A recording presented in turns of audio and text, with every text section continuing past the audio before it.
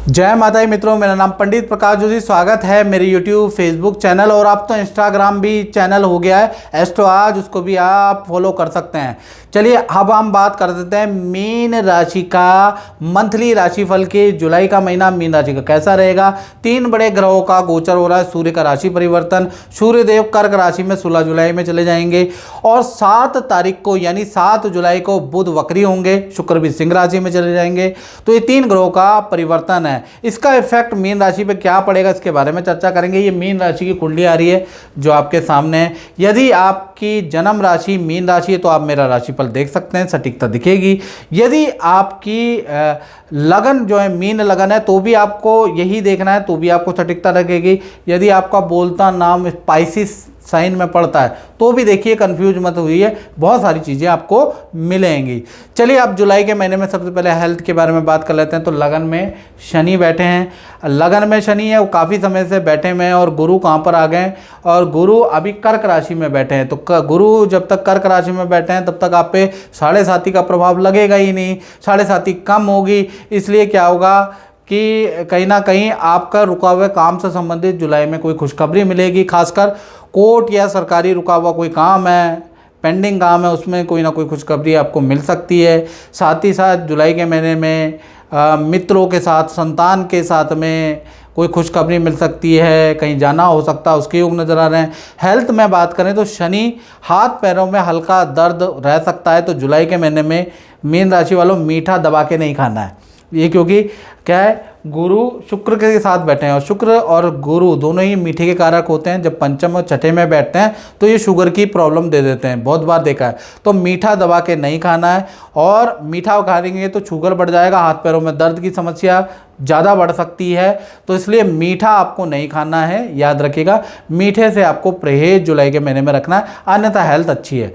धन की स्थिति के बारे में बात करें आपके, तो मीन राशि वालों धन के स्वामी मंगल है। मंगल वृषभ राशि में, यहाँ पर जो मंगल है ये अशुभ हो जाते हैं, पापी हो जाते हैं, पापी ग्रह हो जाते हैं मंगल वृषभ राशि में। ये स्थिति बहुत अच्छी नहीं है। मंगल तृतीय भाव में बैठे हैं तो कहीं ना कहीं आपको कहीं ना कहीं जुलाई के महीने में धन हानि के प्रबल योग है, और ख़ासकर 11 जुलाई से 31 जुलाई में आपकी धन हानि ये मंगल करा सकते हैं।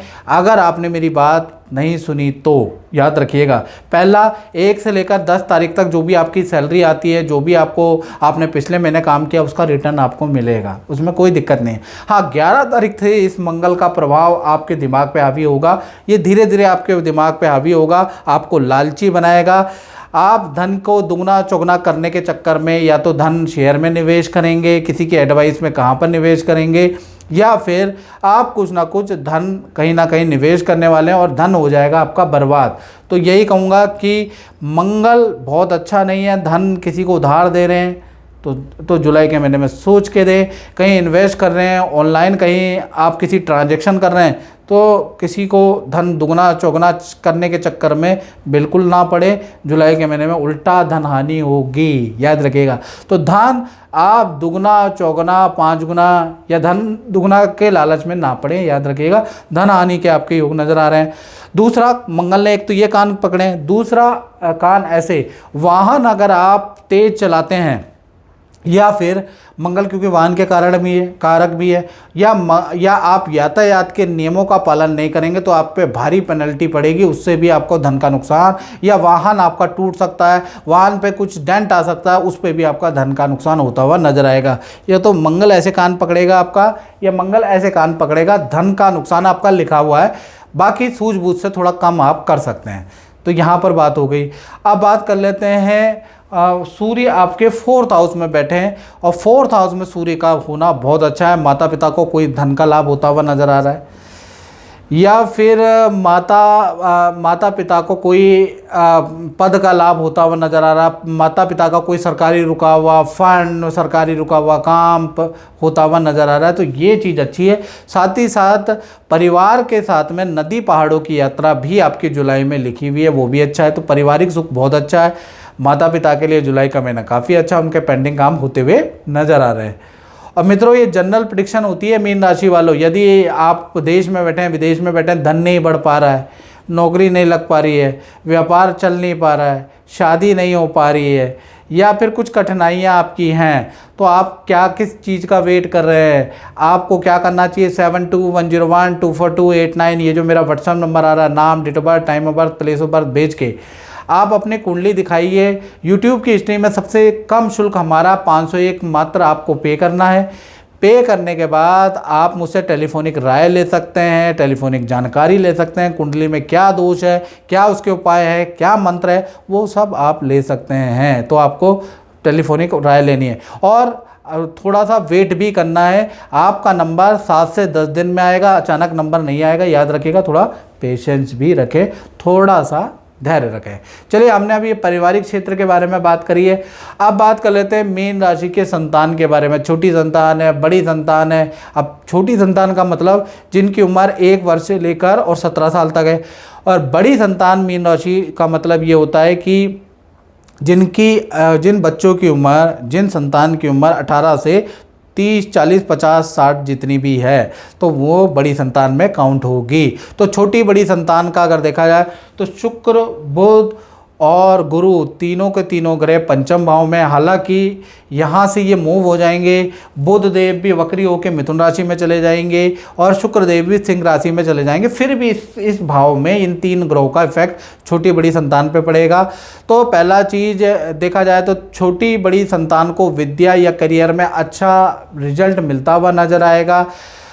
छोटी बड़ी संतान की करियर में इच्छा कोई पूर्ति होती हुई नजर आएगी। छोटी संतान है तो आप इच्छा पूर्ति करेंगे, बड़ी संतान है तो बॉस कोई इच्छा पूर्ति करता हुआ नजर आएगा, यानी ऑफिस में कोई ना कोई इच्छा पूर्ति या घर में कोई इच्छा पूर्ति करते हुए नजर आएंगे।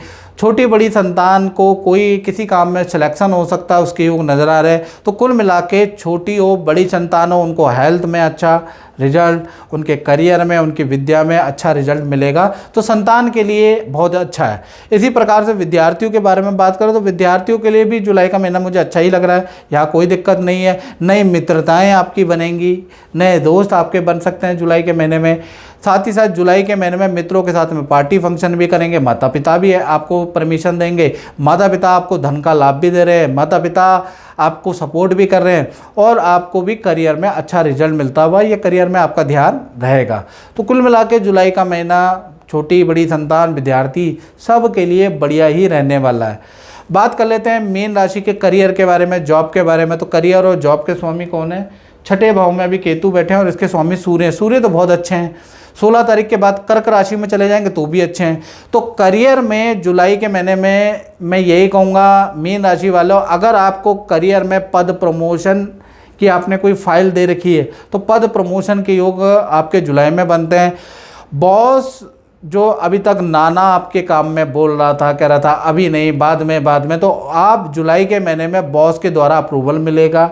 बॉस किसी अच्छे लेटर में आपके साइन करेगा और आपका पद प्रमोशन होगा या आपको अच्छा काम दिया जाएगा, अच्छे काम में आपका सिलेक्शन होगा, या फिर आपका कोई सरकारी रुका हुआ काम भी बन सकता है, उसके योग नज़र आ रहे हैं। साथ ही साथ मैं कहूँगा कि मीन राशि वालों, जुलाई के महीने में नई जॉब में अगर आप जाना चाहते हैं तो जुलाई का महीना बहुत बेस्ट है नई जगहों में अप्लाई करने का। यानी कि जुलाई के महीने में सूर्य पहले मिथुन में फिर कर्क में रहेंगे, तो दोनों ही स्थिति आपके लिए अच्छी है। तो आपको जुलाई के महीने में नई नौकरी के लिए अप्लाई कर देना चाहिए, या फिर एक संस्थान से दूसरी जगह जाना चाहते हैं तो आप जा सकते हैं। जुलाई का महीना सर्वश्रेष्ठ है। तो जुलाई का महीना करियर में सिलेक्शन, पद वृद्धि, धन वृद्धि वाला ही रहने वाला है, यानी अच्छा ही जुलाई का महीना रहेगा।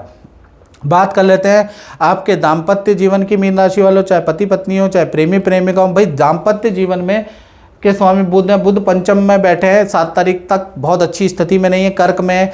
तो 7 तारीख तक पार्टनर से वाद विवाद रहेगा। पार्टनर और आपके बीच में ईगो की प्रॉब्लम रहेगी, छोटी छोटी बातों में लड़ोगे आप दोनों, ऐसा ही नज़र आ रहा है। 7 तारीख तक या तो आप बचपने वाली बात करेंगे या आपका पार्टनर आपसे बचपने वाली बात करेगा, फिर आप दोनों का टेम्परामेंट शॉर्ट हो जाएगा, हाई हो जाएगा और एक दूसरे पे व्यंग्यात्मक बाण चलाएंगे। यानी बुध जो है ना आपकी वाणी में या आपके पार्टनर की वाणी में वास करके 7 तारीख तक बहुत अच्छे जहर उगलने वाला है। यानी कि पति पत्नी प्रेमी प्रेमिका का 7 तारीख तक दाम्पत्य जीवन बहुत अच्छा नहीं है। हाँ, 8 तारीख के बाद बुध वक्री हो जाएंगे। 8 तारीख से लेकर और 31 जुलाई तक आपके रिलेशन फिर अच्छे हो जाएंगे। फिर आप भी गलती मानेंगे कि आपने गलत बोला, आपका पार्टनर गलती मांगेगा, आपसे सॉरी बोलेगा, फिर दोबारा पैचअप हो जाएगा। पति पत्नी में भी यही चलेगा। और कहीं ना कहीं 8 जुलाई से लेकर और 31 जुलाई तक मित्रों के साथ में कोई पार्टी में जाएंगे, वीकेंड में वक्त भी आप बिताने वाले हैं, रिश्तेदारों के घर भी जाने वाले हैं, किसी तीर्थ यात्रा में भी जाने वाले हैं। कुल मिलाकर 8 तारीख के बाद चीज़ें ठीक हैं, यानी 8 तारीख से 31 तारीख आपका रिलेशन अति उत्तम रहने वाला है। अब बात कर लेते हैं मीन राशि के उन लोगों के बारे में जो फैक्ट्री चलाते हैं या अपना ही काम करते हैं, अपनी कंसल्टेंसी करते हैं, दुकान चलाते हैं। तो भाई आपके लिए जो 7 तारीख के बाद, 7 तारीख से पहले तो आपका खर्चा ही है, यानी 1 से लेकर 7 तारीख तक आपका काम में खर्चा रहेगा, आपका लाइबिलिटी आपका खर्चा रहेगा, कुछ आपने उधार भी लिया है उस पर आपका EMI जाएगी, उस पर खर्चा रहेगा। तो 7 तारीख तक जो धन आना था वो आगे के लिए डिले हो सकता है, यानी कि आप पे धन का लाभ या व्यापार में बढ़ोतरी आपके 8 तारीख के बाद ही नजर आएगी। 8 तारीख से 31 जुलाई आपके धन के लिए, आपके व्यापार की बढ़ोतरी के लिए अच्छा है। उससे पहले आपको लायबिलिटियाँ बहुत ज़्यादा रहेंगी, यानी सैलरी भी देनी है, प्लस गवर्नमेंट की लायबिलिटी भी देनी है, GST भी देनी है, प्लस प्रोडक्ट में या मशीनरी में चीज़ें ठीक करानी है, प्रोडक्ट में पैसा लगाना है, यानी पैसा आएगा नहीं 8 तारीख तक। 8 तारीख तक व्यापार में आपको अपनी जेब से अपनी सेविंग को तोड़ के आपको देना पड़ेगा या किसी से उधार मांग के करना ही पड़ेगा, कोई ऑप्शन है ही नहीं। तो 8 तारीख तक आप पैसे से ठन गोपाल रहेंगे। 8 तारीख के बाद स्थिति काफ़ी बेहतर हो जाएगी, यानी 8 तारीख के बाद बहुत ही अच्छा आपको रिजल्ट मिलेगा, यानी 8 तारीख के बाद व्यापार या दुकान में वृद्धि नजर आएगी। तो मित्रों, इस कार्यक्रम में बस इतना ही। मुझे दीजिए इजाज़त। जय माता दी।